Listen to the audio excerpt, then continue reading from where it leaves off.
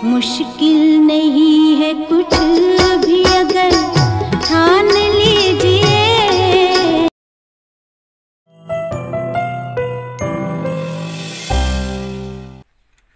नमस्कार मित्रांनो, thinking mind RJ या यूट्यूब चॅनलवर तुम्हा सर्वांचं पुन्हा एकदा स्वागत आहे।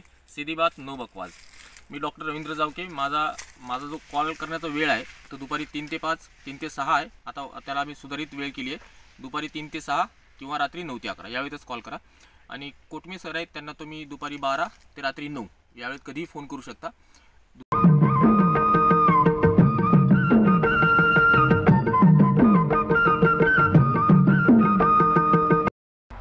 नमस्कार मित्रांनो, थिंकिंग माइंड आरजे या यूट्यूब चॅनलवर तुम्हा सर्वांचं पुन्हा एकदा स्वागत आहे। सीधी बात नो बकवास।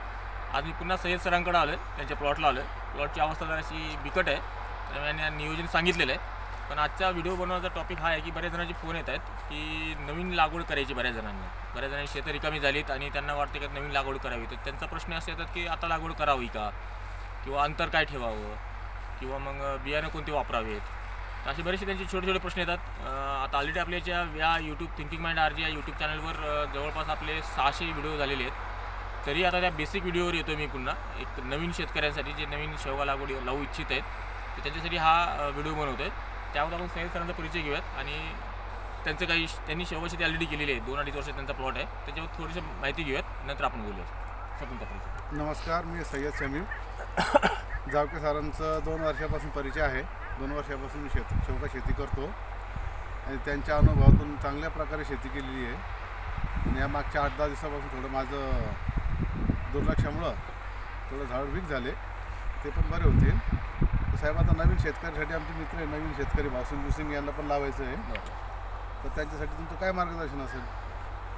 सरांचं शेजारी आहेत, त्यांनाही प्लॉट लावायचा आहे आणि बऱ्याच जणांचे फोन येतात मला आणि कोटमे सरांना फोन यायला लागलेत की आता नवीन लागवड करायची तर कशी करायची, किंवा त्याचे अंतर काय ठेवायचं, बियाणं कोणते वापरायचे, किती एकर करायची, शेवग्यात फायदा राहील का नाही राहील, असे बरेचसे बेसिक प्रश्न येतात त्यांचे। तर याचे एकेका प्रश्नाचे आपण उत्तर घेऊयात। शेवगा लागवड करायची असेल तर तुम्ही आत्ता जो चालू आहे, मार्च महिना चालू आहे, पूर्ण मार्च महिना अजून आपला बाकी आहे। 8 तारीख आहे आज, 8 तारीख आहे, महिला दिन आहे आज। महिला दिनाच्या शुभेच्छा महिला शेतकऱ्यांना। तर आज आपण पूर्ण मार्च महिना आपल्याकडे, तुम्ही या महिन्यातही लागवड करू शकता, किंवा ज्यांच्याकडे पाणी नसेल तर त्यांनी मे एंड किंवा जूनचा फर्स्ट आठवडा, 7 जूनचा जो मृग असतो त्याच्या आसपास तुम्ही लागवड करू शकता। तर मे जूनला लागवड करू शकता आणि पाणी असेल तुम्ही या महिन्यात लागवड करू शकता, काही हरकत नाही। लागवडीचा प्रश्न आपला मिटला आहे। दुसरी गोष्ट अशी होती की अंतर किती ठेवावं, तर अंतर हे राहील तुमच्या एकरीवर अवलंबून। तुमचा जास्त एकरचा जर प्लॉट असेल तर तुम्ही 12x6 ठेवा। छोटासा प्लॉट असेल, अगदी 10 गुंठ्याचा वर प्लॉट असेल तर तुम्ही 10x5 हे अंतर ठेवू शकता। आणि मोठा प्लॉट असेल तर 12x6 हे आयडियल अंतर राहील। +1 करा त्याला, दर 6 फुटाला एक बी लावा, तिथून 1 फुटाला दुसरं बी लावा। त्याने काय तुमची झाडं डबल बसतील आणि यातले 60-70% झाडं हे हेल्दी कॉम्पिटिशन करतात, दोघं सरळ वाढतात आजूबाजूला असले तरी। आणि 15-20% झाडं असतात ते एक झाड दुसऱ्या झाडाला डॉमिनेट करतो, त्याला दाबून टाकतो। अशा ठिकाणी काय करायचं, लहान झाड आहे ते काढून टाकायचं आणि मोठं झाड आहे ते राहू द्यायचं त्या ठिकाणी। त्यामुळे झाडाची संख्या ऑलमोस्ट डबल होते, त्याच एरियामध्ये डबल झाडं बसतात आपले, आणि तेवढंच नियोजन आपल्याला करावं लागतं, तेवढीच मेहनत त्या प्लॉटमध्ये करावं लागते। तर लागवडीचं अंतर हे 12x6 हे आयडियल राहील, 12x6 +1। लागवडीचं तुम्हाला सांगितलं, वेळ सांगितला मी, आणि अंतरसुद्धा सांगितलं। तिसरी गोष्ट येते की बियाणं कोणते वापरावे। बियाणांमध्ये आम्ही नेहमी सांगतो की ओडिसी ही जी जात आहे, ही जात महाराष्ट्राचं वातावरण, महाराष्ट्राची जमीन, महाराष्ट्राचा जो काही निसर्ग आहे विविध क्षेत्रामधला, मग तो विदर्भ असू देत, मराठवाडा असू देत, पश्चिम महाराष्ट्र असू देत, किंवा खानदेश असू देत, याला जी सूट झालेली जात आहे ती ओडिसी आहे। याच्यामध्ये ओडिसीमध्ये मी आणि कोटमे सरांनी ओडिसी प्लस ही व्हरायटी विकसित केलेली आहे सिलेक्शन पद्धतीने। तर ओडिसी प्लस ही जात माझ्याकडे कोटमे सरांकडे असते। शिवाय सय्यद सर आहेत, यांचा हा प्लॉट आहे, यांनी सो काही बियाणं तयार केले थोडेफार, तर तुम्ही आम्हालाही कॉन्टॅक्ट करू शकता, किंवा ओडिसी जे ओडिसी जे वाण आहे ते तुम्ही कुठेही घेऊ शकता। ओडिसी प्लस हवे असेल तर मला आणि कोटमे सरांना कॉल करा, आणि बियाणं आम्ही तुम्हाला देऊ, त्याची गॅरंटी पण घेऊ, आणि जे काही पुढील मार्गदर्शन असेल तेही आम्ही करू। बियाणं नाही घेतले तरी आम्ही मार्गदर्शन करणारे लोक आहोत, आणि ज्यांनी बियाणे घेतले त्यांना आम्ही मार्गदर्शन करणारच आहोत, कारण त्यांचा प्लॉट सक्सेस होणं ही आमची नैतिक जबाबदारी बनते। तर बियाणं ओडिसी किंवा ओडिसी प्लस हे वापरा। अंतर झालं, वाण झालं, आणि शेवगा शेती फायद्यात राहते का, तर मी असं म्हणेल की इतर शेती जशी आहे तशी शेवगा शेतीसुद्धा आहे। आपण जर व्यवस्थित नियोजन केलं तर कुठलीही शेती फायद्यात राहते।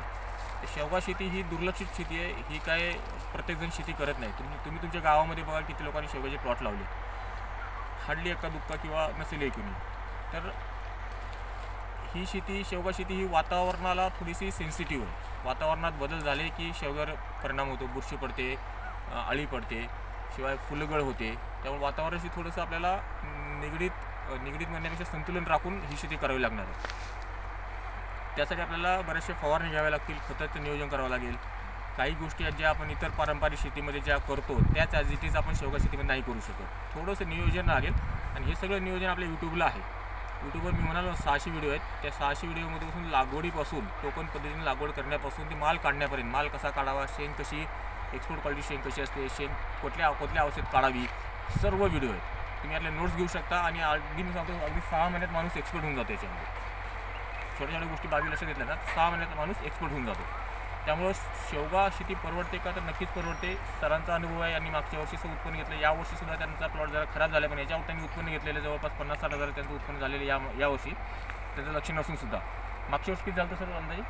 जवळपास 2-2.5 लाख रुपये झाले. 2-2.5 लाख रुपये त्यांचं नेट प्रॉफिट या 2.25 एकरमध्ये झालेलं आहे. तर आता हे शिक्षक आहेत, बाय पेशाने हे शिक्षक आहेत. शेतीकडे ते साईड इन्कम म्हणून पाहतात. आहे जमीन तर ते शेती करतात. तर साईड इन्कममध्ये त्यांना जर नेट प्रॉफिट 2-2.5 लाखाचं होत असेल अवघे 6 महिन्यात ना, 6-7 महिन्यात, 6-7 महिन्यात, तर काय वाईट आहे ना. तर शेवगा शेती मी ते सांगतो पुन्हा की जर आपण व्यवस्थित नियोजन केलं तर प्रॉफिटेबल आहे.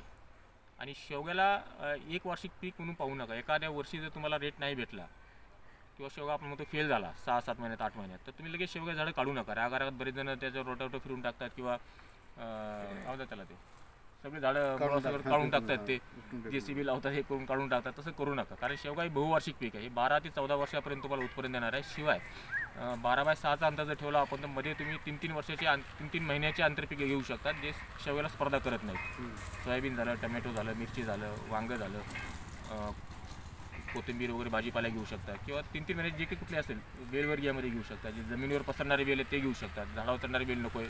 जमिनीवर पसरणारे वेल डांगर आहे, टरबूज आहे, खरबूज आहे, ते सुद्धा तुम्ही, काकडी आहे, हे सुद्धा उत्पन्न तुम्ही घेऊ शकता. त्यामुळं शेवगा ही परवडणारी शेती आहे. काहीच विषय नाही त्यामध्ये. फक्त आपलं नियोजन आपल्याला व्यवस्थित असायला हवं. नुसते झाडं लावून सोडून दिले वाऱ्यावर तर शेवगा शेती होत नसते. कारण मग ते जसे जंगलातले झाडं असतात तसं ते उत्पन्न देणार तुम्हाला. व्यावसायिक उत्पन्न हवं असेल तर तुम्हाला व्यावसायिक नियोजनसुद्धा तसं ठेवावं लागेल. तर मित्रांनो, ज्यांना लागवड करायची असेल तर बिलकुल लावा.